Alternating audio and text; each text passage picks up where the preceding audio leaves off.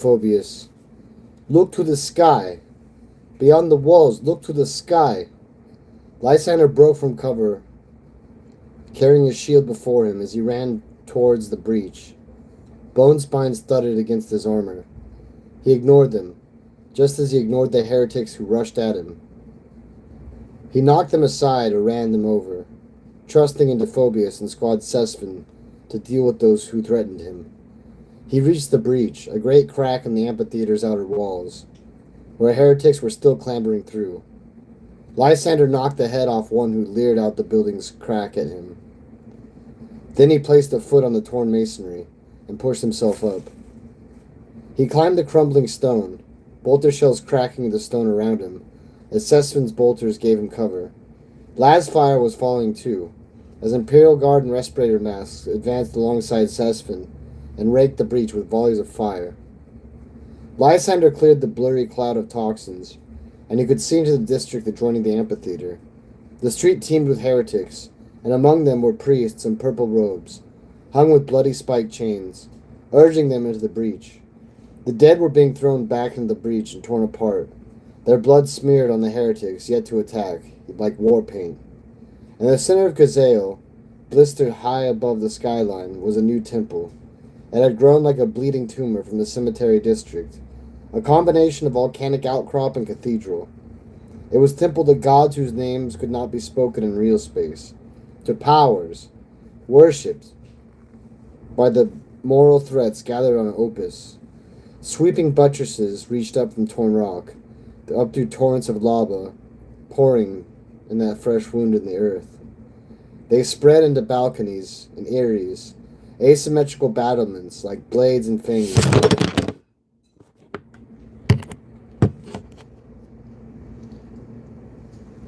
Staircases led to nowhere.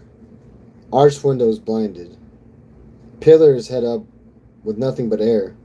Great thoroughfares emptied over edges of its walls, and supplicants poured out, tumbling to the lower slopes of tortured rock, or into the oozing torrents of lava. Like the men and women who died to summon Wyrax on K-Day, they were drawn from Kazael's citizens, their lives given to honor this new temple to chaos. The uppermost levels held sacrifices, held the belfries, cage of stone, hung with roofs of huge bronze bells. Demons gathered there, leaping, spasming creatures with flesh that flowed and reformed, scampering like animals to the skeletal archways and pillars. Lysander could hear the pealing of bells from where he stood. They created terrible anti-harmonies that seemed loud and clashing enough to tear the sky apart. Multicolored light bled through the clouds overhead. Lysander could see the warp gate beasts, Selethus had reported, crouched among the belfries, and he knew the purpose of this temple.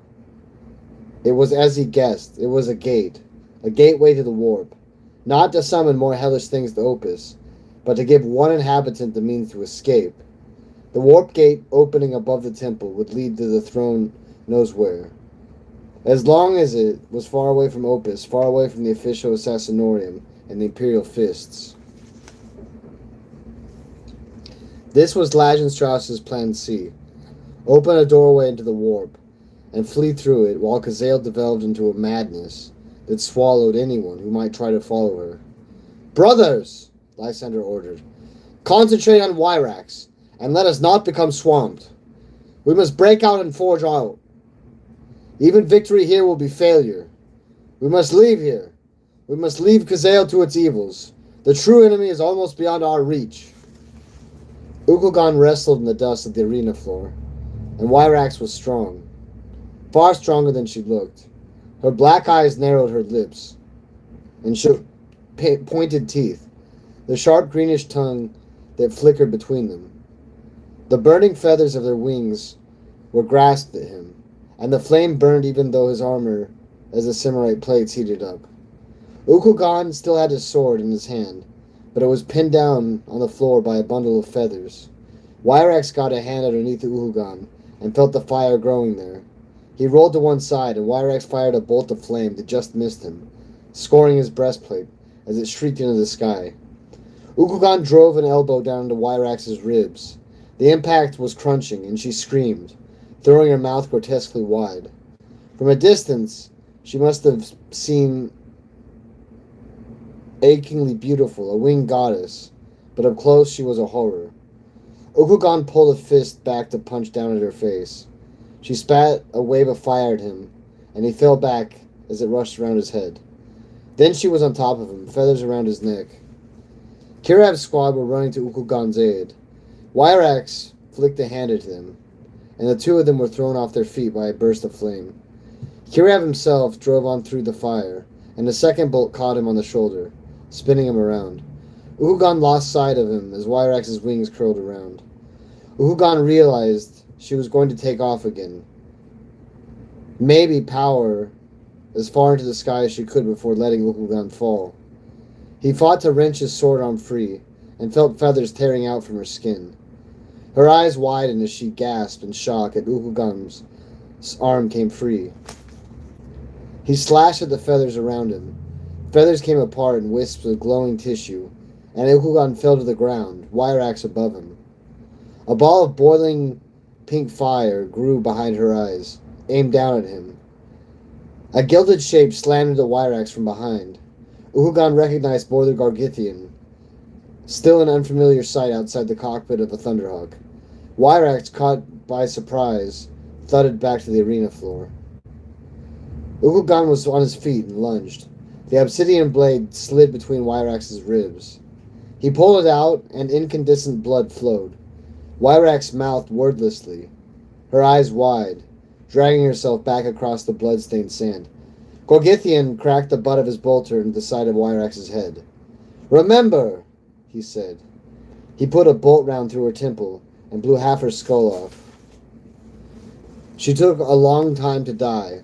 The demonic streaks in her substance refused to accept she was dead. Scott Kirov shot her down as she stumbled. Squad Stentor put 2 rounds into her abdomen, and Mortz blasted off her wings with the rattle of storm bolter fire. It was Brother Barrows who struck the last blow, impaling her chest with the blades of his lightning claw. Ukugan got to his feet as Antiocha Wyrax breathed their last kill. "Your kill," he said to Gorgithian. "What that it was through a targeting rune," said Gorgithian, "from the cockpit of the Sanctifier." He kicked over Wyrax's body as the last of her blood drained out on the arena floor. "But this will do, my brothers, this will do." The rumble of engines heralded the vindicators of Squad Silithis, riding over the bodies and wreckage of the shattered Platus tanks. "Behind me, my brothers," came Silithis' voice over the box. "Lysander has ordered us to break out. The steeds of my squadron will keep the heretics in the streets." "Gorgithian," voxed Lysander, "we must reach the center of Kazael. I fear only travel in the air will be fast enough. Can you do it?" Gorgithian looked down at the sorry corpse of Wyrax. "The enemy's greatest aerial threat will never fly again," he said. "I can do it." The bells were tolling, but their music was not there. Then, demons, who had already bled to the other's realm, were flitting in on leathery wings, daubing the temple's stone in blood.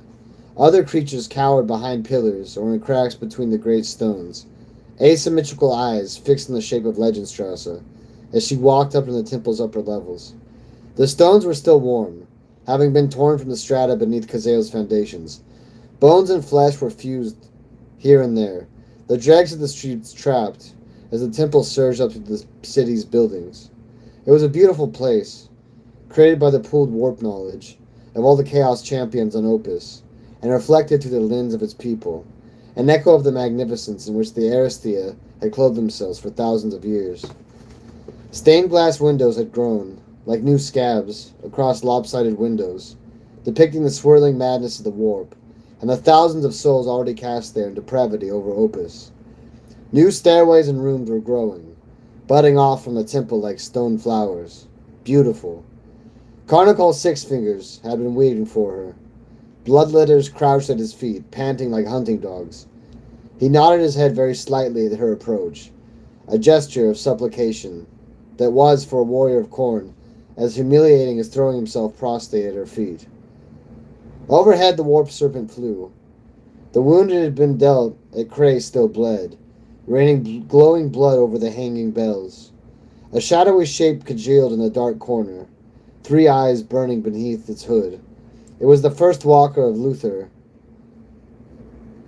drawn from the lines of Starfall, where 1,000 others made in its image as if still fought.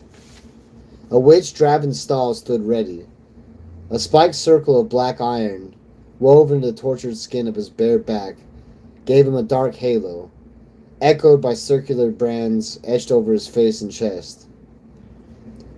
Another of those at the Belfry was enormous, possibly an abhuman ogre prior to its mutations. But this hulking, corpulent frame had absorbed several more individuals. Those with wit and intelligence had positions on his shoulders, their heads crowded around his.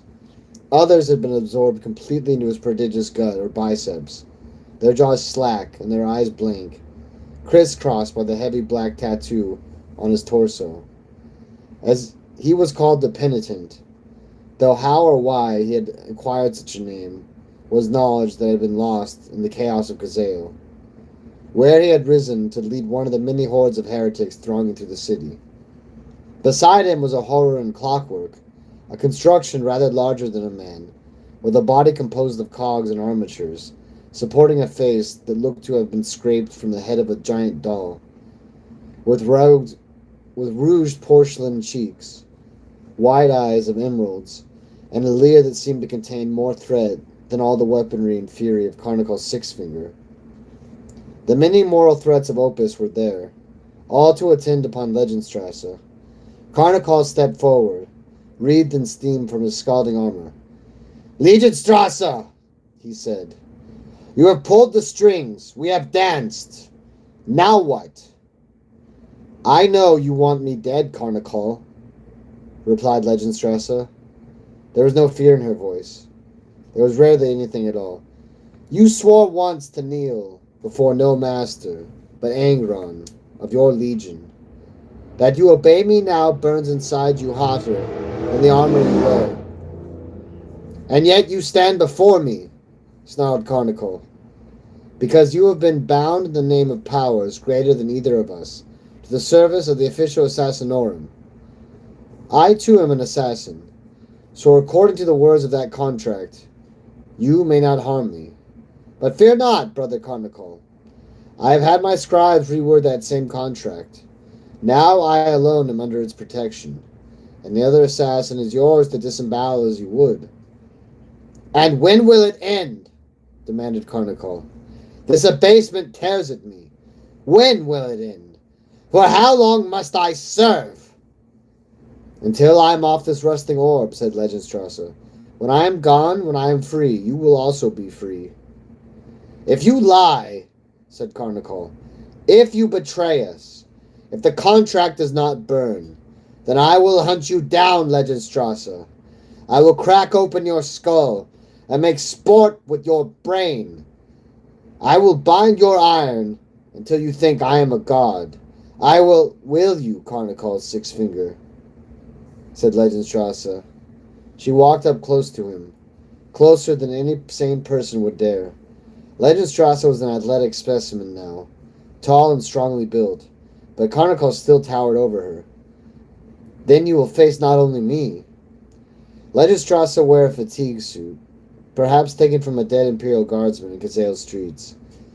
She unbuckled its front and pulled it down over her shoulders, turning to show the assembled threads of the belfry her bare back. There hung, in translucent fluid-filled sacks, a dozen young. They were roughly like curled embryotic humans in shape, but their spines were disfigured with bony spurs, and their distended skulls were home to too many eyes, each faceted like an insect's. Through the cloudy fluid could be seen the suggestion of mandibles and ridges of bone. "I will give birth soon," said Legendstrasse. "I, who was created for death, will become a front for life. And each of my young will learn that Carnicle's Six-Finger once threatened the life of her mother. If you hunt Legendstrasse, World Eater, you will hunt an army of me. No doubt you are in the habit of making mortal enemies in every turn. This is a brood of enemies you do not wish to make." Even Carnical seemed disconcerted by Legistrace's young. Perhaps it was less their shape and more their potential. Carnical was among the few there who had witnessed firsthand what Legistrace really was. The idea of a host of them. A host who could birth their own versions, and a cycle that might never end, only grow, could number among a champion's most extravagant dreams of destruction. "What news?" demanded Legistrace. The witch Stahl took a limping step forwards, accompanied by the rattle of the brace fixed to his withered leg. 2 hours, he said, and the bell can toll once more. The beasts will be up here, and the ritual will be complete. The gate will open. The clockwork doll rattled and its face rotated, showing now a mask with a circle of holes punched out around its mouth, allowing it to issue out. "I have calculated your route," it said, its synthesized voice of an officious man, potentially programmed to give instruction. A punch card emerged from a slot in the front of his torso. "Way stations in the warp will guide your way." "Where does it emerge?" said Legenstrasse. "A long-forgotten world, once touched by the Imperium, but now ignorant of it," replied the clockwork doll. "A small indigenous population of humans, some unintelligent Xenos. A shrine was built thousands of years ago, when a prophet visited by dreams from the warp. There I have sighted the gate's far opening. It is a perfect world for a new god." "I like this not," said Legenstrasse, turning away from Stahl and the doll. "I am exposed here. Not one enemy in Opus will be ignorant of where I am." "Kazale is ours," reported Carnical. "Every minute more of us arrive. There is no foe in Opus who could stand against Carnical. These other wretches will mop up what I leave behind. Is it not so?" "Fear nothing," came a whisper emerging from the collection of shadows that was the first walker of Lure. "If they walk upon your temple, they shall walk into shadow, and they shall never find their way out." Stahl walked to the edge of the upper floor, where a drop led straight down to the torn streets of Kazeo far below. He limped as he walked, and the blood splattered from the implements on his back. "They won't get that far," he said. "I have 100 witches throwing beating hearts into that fire. 1,000 supplicants begging the gods to tear their souls away, so they can bleed their strength to us. The whole of Opus is joined in worship. A simple storm will be little effort." Stahl smiled, distorting the mutilations of his face. He held up both his hands, and the clouds overhead rushed towards a point directly above him. Lightning crashed the boiling mass, and a deeper shadow grew over the temple. Wind whipped and rain lashed against the far side of the temple as the storm grew in a few seconds. Its winds wrapped around the temple as power wrapped around Stahl's mind. The bloodletters snapped and growled at the sorcery. The demons lurking in the dark were illuminated by the lightning, revealing toad-like hides and holding spiny tongues. "Shed blood," said Stahl. "Give flesh. The eye of the warp is opening."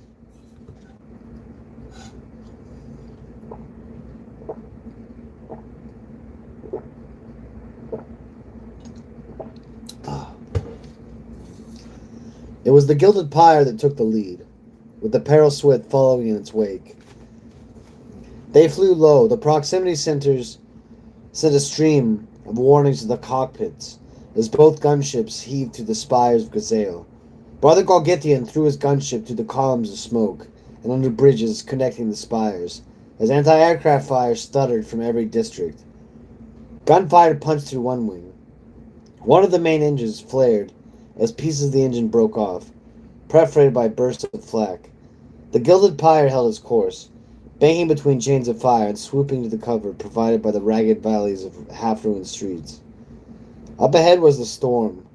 It surrounded the temple with a cage of lightning.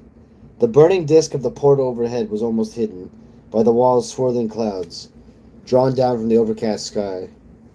A haze of debris captured by vicious winds seethed like a translucent dome over the temple. The Gilded Pyre skimmed the rooftops as it made the final approach to the temple. Lightning danced everywhere.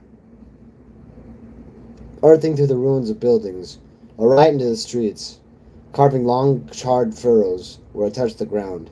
A bolt licked out and caught the gilded pyre on the tip of one wing.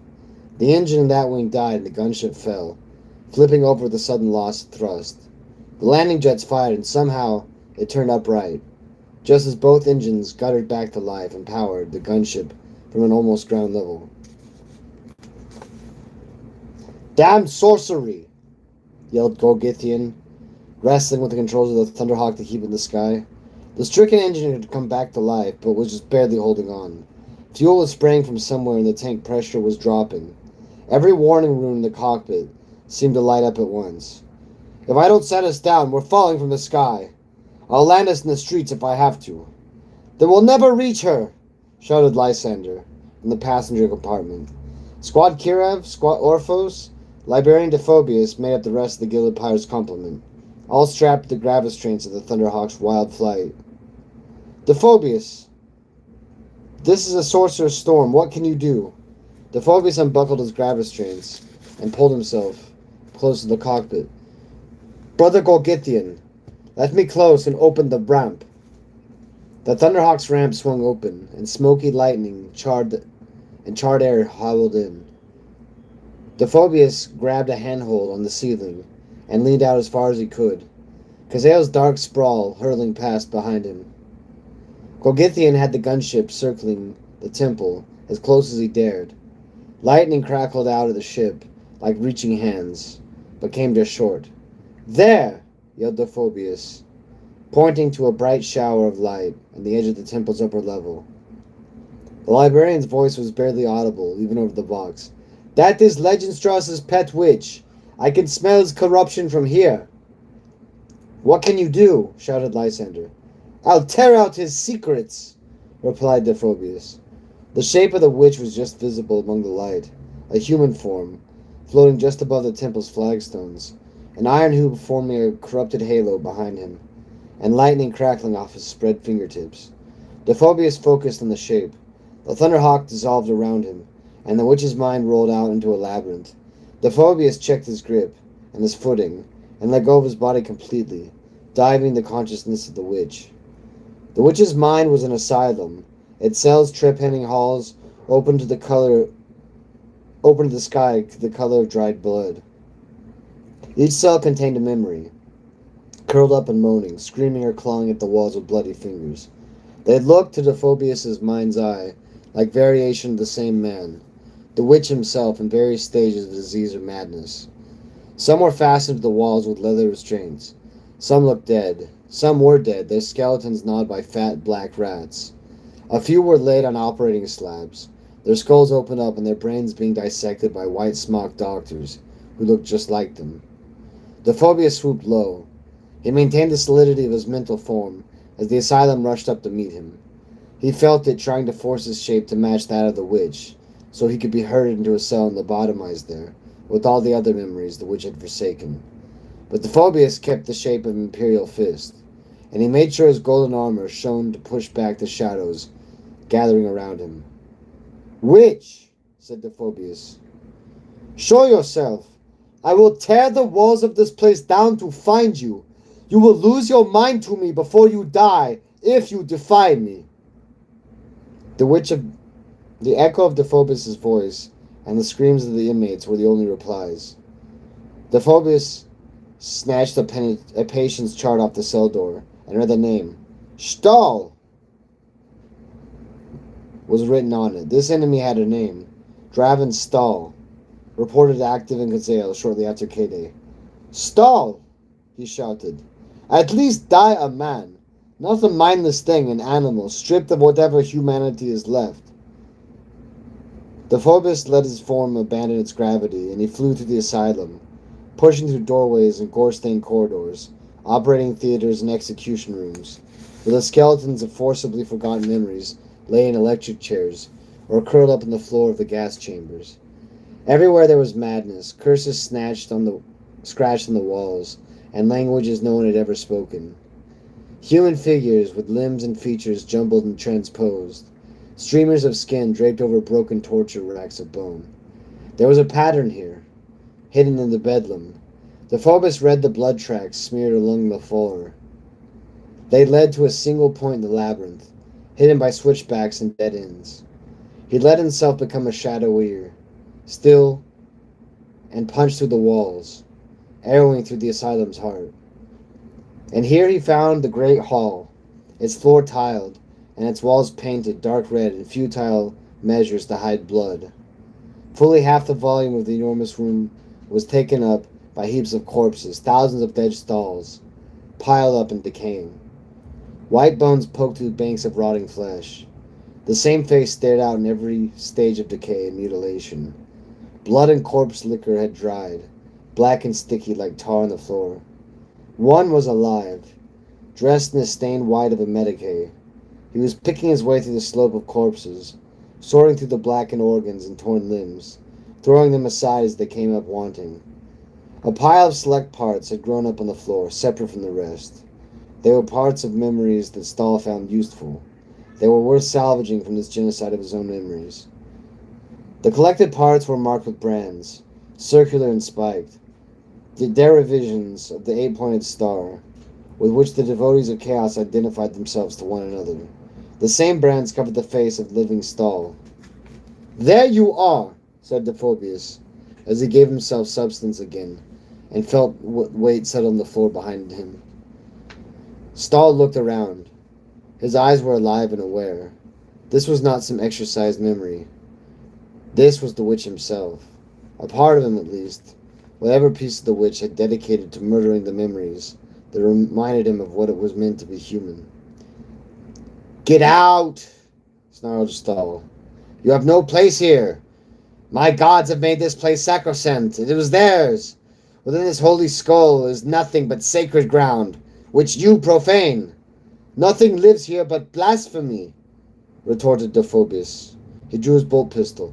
"You have forsaken the very human being you are. Your gods are liars and will abandon you.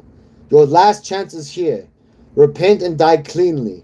Defy me, and those same gods will toy with your soul like predators with prey. Repent? Repent of turning my back on the tyrant corpse, the dead emperor?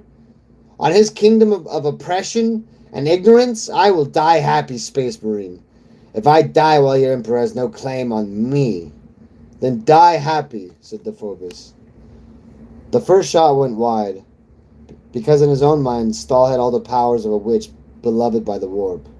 He vanished and appeared a meter to the side, blinking at the line of fire. Stahl said a few syllables of a forbidden language. The blood of Dephobus' mental form boiled and ripped open. Dephobus fell back and crushed down the pain that threatened to flood his instincts. The floor rippled underneath him. Dephobus hit the floor and realized the dead were moving at Stahl's request. The masses of rotting meat were reaching for him, fingers of blistered bone trying to grab at his arms and legs and drag them to the reach of 100 gnashing jaws. Behind Dephobus was a door, a huge iron-bound door, with scratches and old bloodstains that told him this was where the condemned memories were dragged in. Dephobus propelled himself towards the door. Another spell vaporized the blood from Dephobus' legs. The armor burst, spraying in a mist of blood. Dephobus told himself he was not real, that this was just part of his mind, and that he could control it. But he could not do so forever. Eventually, the mind of a Space Marine psyker would become corroded as it was vulnerable as a real body to Stahl's witchcraft. Dephobus pushed off with his remaining foot and slammed into the door. His remaining hand wrenched the bar away. The door boomed open. Every cell door in the asylum slammed open at once. "He is here," replied Dephobus. "The one who would forget you. The madman here, placed here by chaos. He is here." From the depths of the asylum came a terrible howling. Every inmate that could move from his cell and towards the execution chamber could. They streamed in a crowd towards the chamber, and Dephobus rolled out of the way as they burst in. Stahl threw bolts of scalding blood at them. The frontmost disappeared in bursts of boiling gore. Even those who were mangled and broken charged in, carried by others, or drag themselves on bloody fingers. Stahl could not kill them all. They climbed up the corpse piles and leapt into him.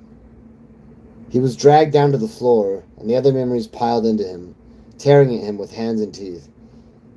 "Gods of the warp!" Stahl screamed. "Deliver me! Deliver me! You have all that I am! Deliver your slave!" The gods did not answer. Dephobus let go the mental anchors holding him in the asylum, and the whole corrupted place pushed away from him as he was yanked back to his old mind.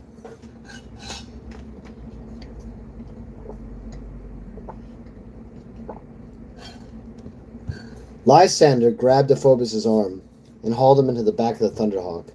Below, the witch had slumped to the floor of the temple, and the lightning cage had broken.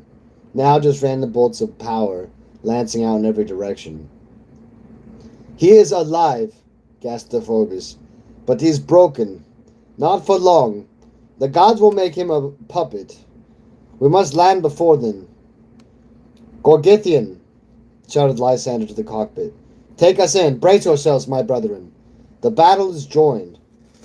Kazael pitched steeply to one side as the Thunderhawk turned, much as it had done when the Imperial Fist launched their first assault in the Chalcedony throne.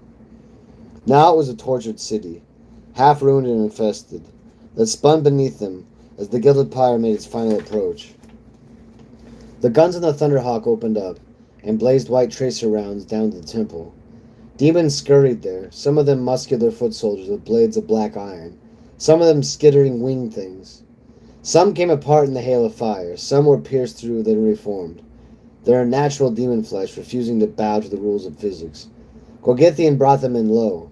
The Gilded Pyre touched down at the uppermost level, just beneath the soaring arches, from which hung the huge bronze bells. Lysander jumped down first, followed by Dephobus. "Get the Psyker!" shouted Lysander over the gale and the tolling bells, which were swinging back and forth in the wind. "Dephobus, Orphos, on him! Kirav with me! We must press on! We head down!" The Peril Swift hung overhead. It was in worse shape than the Gilded Pyre. One of its wings almost sheared off, and one landing jet belching smoke. It skidded to the top of the temple, spraying sparks from its belly. It crouched side on to the pillar, and Squad Sesfin were jumping out even before it came to a halt. Emperor's champion Okulgon followed. "It's the cacophonous tower," said Dephobus, looking at the hellish architecture around him. "It stands in the warp, toiling a song that opens holes in the sky. Enough blood, enough souls pledged to the warp, and it can be summoned into the real world. When the bells have finished their song, the door will open." "How long?" said Lysander. "Not long." "Then we move. Sesfin, clear this floor. There are demons all around. They must not get behind us. Then follow up and back us up." He turned to Dephobus. "Emperor's wings, carry you, librarian. Dorn's hand guide you, captain." Kirav's squad, along with Ukulgon, gathered behind Lysander as he ran across the temple towards a yawning archway.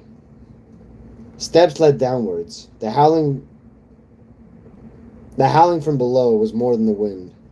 Lysander ran down the stone steps. They wound tightly into the cacophonous tower. The layers of stone between him and the top levels did nothing to muffle the sound of bells, and every footstep was met with another peal of clashing notes. The staircase opened to a great hall where corpses were hung like sides of meat on an abater. They were citizens of Kazael from every level of its society. Their bodies hung from iron hooks. They were alive, and they wept. Their tears formed a waist-high lake, in which Lysander ran. "Leidenstrasse!" he yelled. "Assassin! We have found you. You can run no more. Face me, and show me what you truly know of death." Through the hanging corpse came a great shape, taller than even Lysander, glowing from within. Lysander recognized the shape of Carnical Sixfinger, the World Eater, and around him skulked a host of blood-letter demons. They were the legionaries of the Blood God, the Swords of Khorne. "I trusted the flame," said Carnical, "when I should have insisted on the blade. I let you burn when I should have stayed. To take your head. I will hang your skin as a banner above the throne of corn. I will plate your skull in bronze and mount it to my armor, and through its eyes you will watch your galaxy end. Captain, said Ukugon, laying a hand on Lysander's shoulder, go on, find the assassin and kill her. You cannot be held up here. Chronicle will be mine. The fates led you to him, said Lysander. Cut out his heart, my brother. It has been an honor. And it shall be again, Ukugon. Ukugon nodded, hefted the obsidian blade, and ran towards Chronicle. The demons leapt towards him, like attack dogs loose from their chains. Carnicle's old sword glowed red, and molten samurite dripped off him, kicking up a cloud of steam from the Lake of Tears. The cloud enveloped Ukugon as he charged and vanished from sight. Howls and screams came from the demons. Lysander could make out the sound of blades of flesh, and he had no way of telling whose flesh or whose blade. Squad and Narin shot the witch Stall through the spine. He fell to his knees, then was yanked off the floor by spectral strings that wrapped around the metal halo and planted in his back. His legs dangled uselessly as he drifted out of Anarin's line of sight behind a pillar. Dephobos ran through the sheets of rain that lashed down from the storm. Shadowy demons leapt at him. Squad Cesspin shot them down as they charged. One dived down on his face from an archway overhead, but Dephobos raked the volley of shots from his bolter.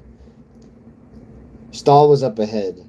His head lolled on his neck, as he were not a man at all, but a marionette, controlled by an unseen hand. Dephobos had blasted away much of Stall's mind, and now there was nothing left but the malevolence that chaos had poured in. Dephobos let his psychic force swell in him, focused through his mind's eye, and unleashed a white-hot needle right through Stall. It was a crude attack, without any of the telepathic finesse he had trained so hard to acquire. It was the power over another's mind, used to batter and crush. Stall was thrown back and slammed into a pillar. The pillar fell, stone drums scattering across the temple's floor.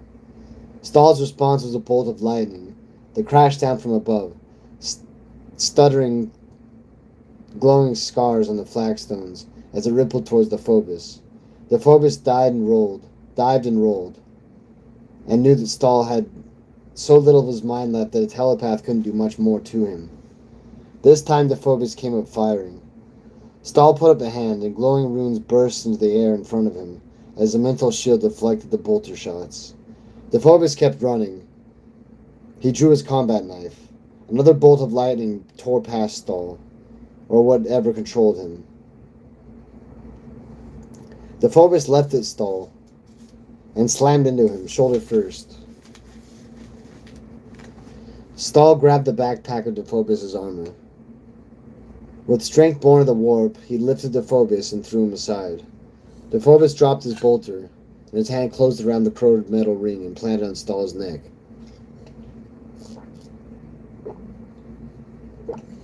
He held on, and Stall tipped back and sank almost to the floor.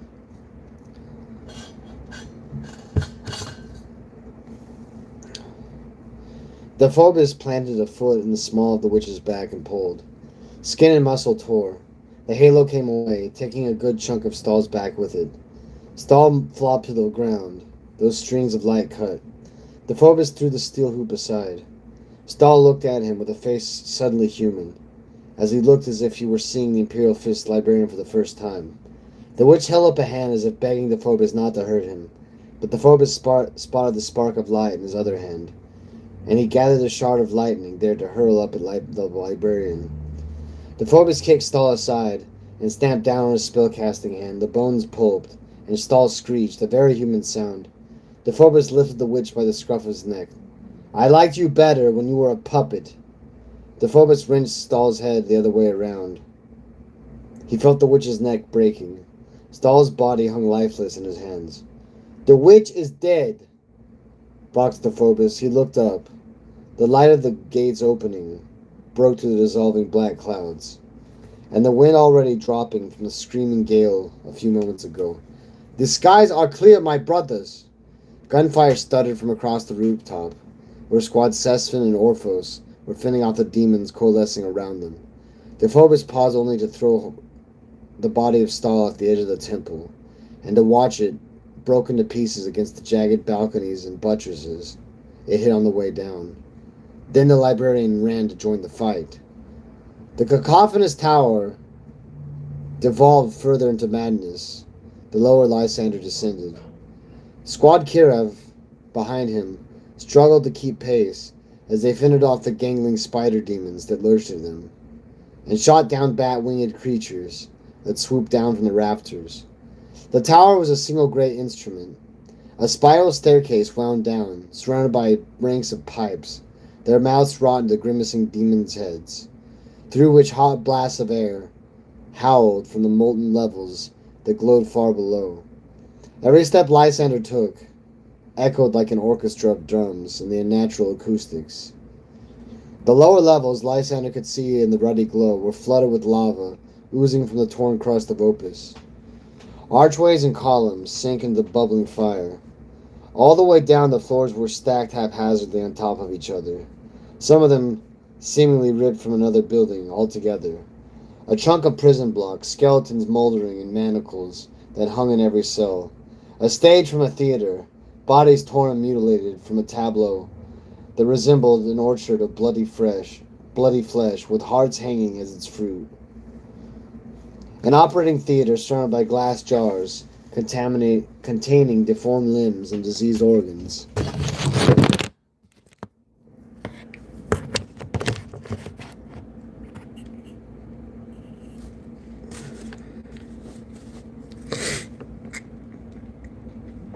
And things like oversized embryos that were humanoid but not human.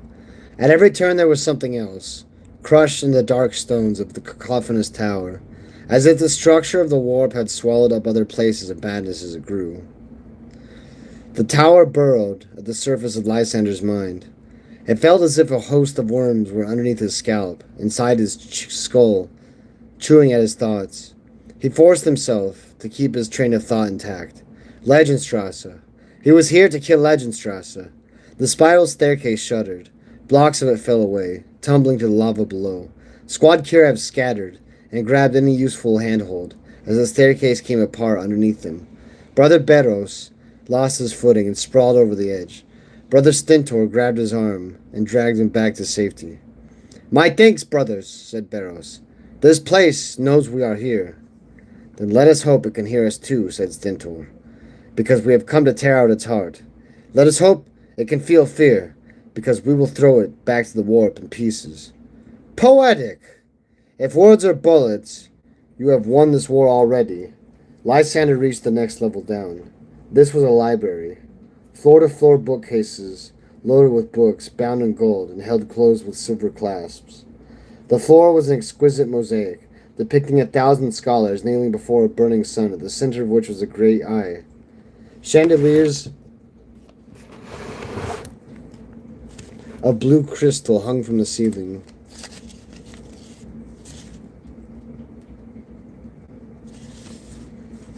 Stained glass windows colored everything, a fractured rainbow of colors. Wherever the cacophonous tower had found this place, it had been a magnificently wealthy place of learning. And it was corrupt. The eye was the eye of Horus, a symbol of the great betrayer of mankind. The books were closed to keep whatever evil they held inside them, until needed. The windows were swirling galaxies and nebulae, an exaggeration of the night sky that represented the closest the human mind could get to imagining the side of the warp. A young blonde woman sat at a lectern in the center of the room, a huge book laid out in front of her.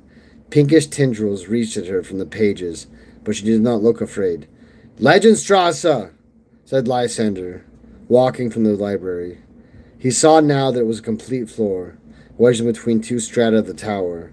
The gray demon-touched stone breaking through the walls and ceiling like an infection. Legendstrasse looked up. She wore gray-green Imperial Guard fatigues, but even with the loose cut over her slender body, the deformities were clear. Her back was raised up in large blisters that pulsed and squirmed. She stood and closed the book. "So," she said, "you have decided to fight. You agree with the official Assassinorum that they started a war to find me. The Assassinorum can rot, replied Lysander. I am here because you are an enemy of mankind. I'm a mistake the Assassinorum are using you to erase. Lysander took a dangerous step towards her. She did not move, even as Lysander drew back the fist of Dorn and held up his shield.